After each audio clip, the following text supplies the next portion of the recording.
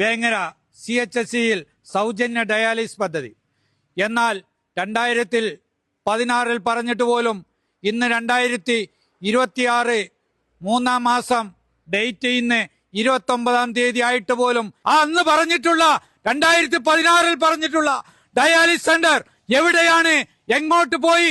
മറുപടി പറയേണ്ടത് ഇവിടെ തെരഞ്ഞെടുപ്പിന് മത്സരിക്കുന്ന ഓരോ ജനപ്രതിനിധിയുടെയും കടമയാണ്. വേങ്ങര, പറപ്പൂർ, ഊരകം, കണ്ണമംഗലം, ഏറനഗർ എന്നീ പഞ്ചായത്തുകളിൽ അനവധി ഡയാലിസിസ് രോഗികൾ ഉണ്ടാവുമ്പോൾ ഈ ഡയാലിസിസ് സെന്റർ വരുമ്പോൾ അത് തന്നെ ഒരു ആശ്വാസമാവുമെന്ന് ധാരണയിലായിരുന്നു.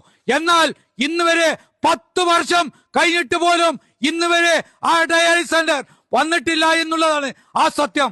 ആ സത്യം നിങ്ങൾ ഈ വരുന്ന തെരഞ്ഞെടുപ്പിൽ നിങ്ങളോട് വോട്ട് ചോദിച്ചു വരുന്ന ജനപ്രതിനിധികളോട് അല്ലെങ്കിൽ അവരുടെ പൊതുപ്രവർത്തകരോട് നിങ്ങൾ ചോദിക്കണം, എവിടെയാണ് ഡയാലിസിസ്?